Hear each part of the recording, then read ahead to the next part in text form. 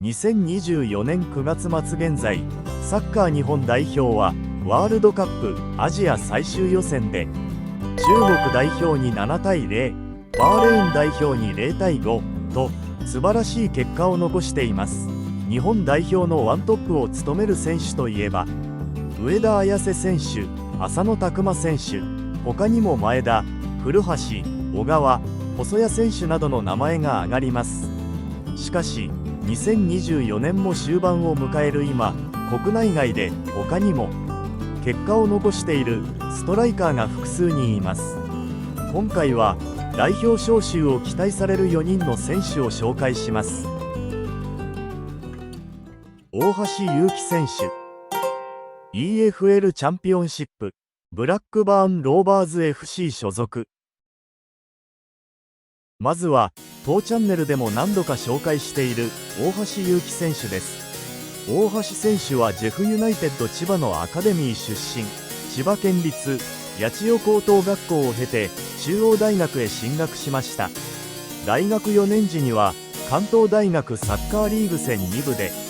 シーズン記録を更新する21得点を挙げ、チームの優勝、一部復帰に貢献しました。在学中から湘南ベルマーレの特別指定選手として卒業後は湘南ベルマーレに入団。その後怪我に悩まされたりもしながらもじわじわと出場機会は増えていきましたが、正式契約から4年間で85試合出場、8ゴール、前線のプレスの起点として機能していましたが、ゴールの数は伸び悩んでいました。転機となったのは2023年開幕節サガン鳥栖戦で自身初のハットトリックを達成。さらにツートップの相方町野選手の海外移籍です。チームのエースストライカーが抜け、ベルマーレ湘南というクラブを自身のゴールで勝たせなければならないという責任感からか、この年は13ゴールを記録。一気にその才能を開花させました。2024年サンフレッチェ広島に移籍しても活躍は続き、リーグ戦22試合11ゴールを記録。気がつけば28歳遅咲きの選手となりましたが、イングランド2部のブラックバーンローバーズ FC への移籍を実現。完全に何かを掴んだのか、移籍後も開幕5戦で4ゴール。その活躍はサッカーの母国にも衝撃を与えています。その長所は前線からのプレス、そしてダイレクトプレーの精度とシュート精度の高さです。フィジカルコンタクトの激しい英国2部で世界仕様に変わりつつある今こそ、代表という新たな刺激を与えればさらなる成長が見込めそうです。原大智選手、京都サンガ所属。原大智選手は1999年5月5日に東京都の日野市で生まれました。彼のサッカーとの出会いは幼少期に遡り、玉平ジュニア SC でプレーを始めました。その後 FC 東京 U15 武蔵に入団。本人曰く、高校に入った時は175センチくらい、さほど大きくはなかったんです。なので中学時代は下がって受けたり裏を取るプレーが多かった。そうで、当時は現在とは違うプレースタイル。しかしその後身長が急激に伸び、現在の身長は191センチメートル。だからこそ現在のような万能性に長けた選手へと育ったのかもしれません。2018年 FC 東京のトップチームに昇格。2019年は J3 の FC 東京 U23 を主戦場として31試合に出場。19ゴールを挙げて J3 得点王となりました。2021年2月、クロアチアの NK イストラ1961に完全移籍で加入するも、4ヶ月後にはスペイン1部デポルティーフォアラベスと契約。しかしチーム事情からかすぐにベルギー1部シントトロイデンへレンタル移籍。結局アラベスでは15試合1ゴールという数字に終わりましたが、シントトロイデンではシーズン8ゴールと一定の記録を残しました。2023年日本に帰国し京都サンガに加入しました。京都サンガは J1 リーグに所属するクラブであり、彼にとっては新たな挑戦の場です。この移籍は彼が海外での経験を生かし J リーグでさらに成長するための重要なステップとなりました。京都サンガでは前線の起点として8年6期の活躍、ゴール、ポストプレーからサイドへの散らし、プレスの起点とあらゆることを求められ、さらにそこでも海外での経験を生かし、さすがの欧州帰りと言える活躍を見せました。転機となったのは2024年、ラファエル・エリアス選手の加入です。以前より前線で違いを見せていた原選手ですが、逆に攻撃に必要なあらゆることを求められていました。しかしラファエル・エリアス選手というさらに危険な選手の加入により彼の負担は減り、エリアス選手加入後サイドでの起用が増えつつありながらも7試合で4ゴール2アシストと攻撃においての貢献はむしろ増しています。その長所とはその万能性につきます。191センチという長身ながらスピードもあり、シュート精度も高く、当然ながら相手を背負ってのポストプレーや巧みな足元の技術、ハイボールへの強さとスペースへの飛び出し、おおよそ攻撃の選手に求められることを高いレベルでこなせる原選手を日本代表のワントップで見てみたい。しかもサイドでも機能する、そんな声も聞こえるようになってきました。町のシュート、ブンデスリーガ、ホルシュタインキール所属。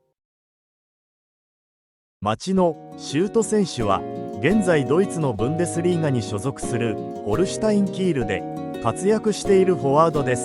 3歳からサッカーを始め、中学では伊那市の FC アベニーダソルに所属、高校は大阪の名門履正社高校に進学、卒業後横浜 F マリノスに加入しました。2019年にビラバンツ北九州に期限付き移籍、前シーズン最下位だった北九州を J2 昇格に導く原動力となり、実質プロ初ゴールを決めたシーズンにチーム内得点王の8ゴールを記録。翌年には北九州への完全移籍を決め、2020年シーズンは J2 で7ゴールFC 東京戦で初のシーズン2桁得点を記録し、同年の J1 得点ランキングで2位、日本人選手としては1位となる年間13得点を記録しました。2023年4月1日にはガンバ大阪戦で前半だけで J リーグ史上初となる4得点を挙げました。日本代表としては2022年の EAFF E1 サッカー選手権で初招集され、初戦の香港戦で代表初ゴールを含む2得点を挙げました。韓国戦でも決勝ゴールを決め、日本の優勝に貢献し、大会得点王に輝きました。同年のカタールワールドカップでは当初選ばれませんでしたが、怪我のため辞退した中山雄太選手の代わりに選出。しかし本大会で出場機会はありませんでした。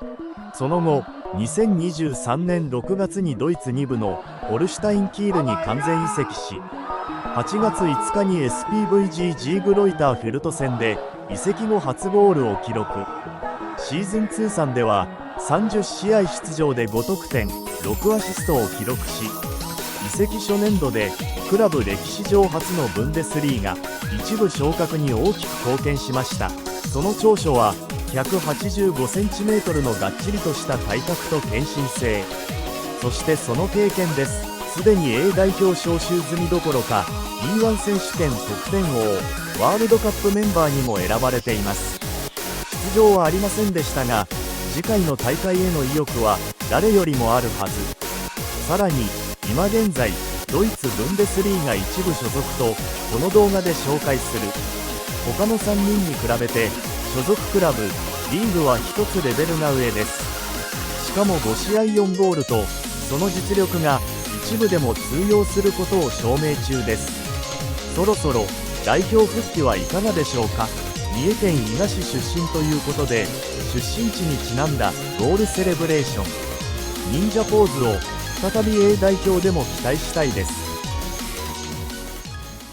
山田新選手、川崎フロンターレ所属。以前別動画でも紹介している川崎フロンターレ所属山田新選手です。詳しくは別動画を参照していただくとして、その長所はそのゴール数です。今季 J リーグで14ゴール、2024年9月末現在得点ランキング4位、日本人ではジャーメイン亮選手に次ぐ2位です。175センチとサイズは若干劣りますが、14ゴール中ヘディングでの得点は6点、リーグ1位、利き足と逆足でも3ゴール決めており、さまざまなパターンからゴールを量産しています。そしてまだ24歳というその若さ、好調な今のうちに代表を一度経験しておくことで、将来さらなる成長が見込めるかもしれません。一度呼んでみてはいかがでしょうか。以上4選手を紹介しました。正直そこまで気をてらったメンツということでもなく、この後呼ばれても何ら不思議ではありません。2024年10月以降のアジア最終予選を戦う日本代表メンバーの発表は10月3日14時だそうです。もしこの中から誰かが選ばれたら、心の中でにやりとだけしておきます。ご視聴ありがとうございました。高評価、チャンネル登録をぜひよろしくお願いいたします。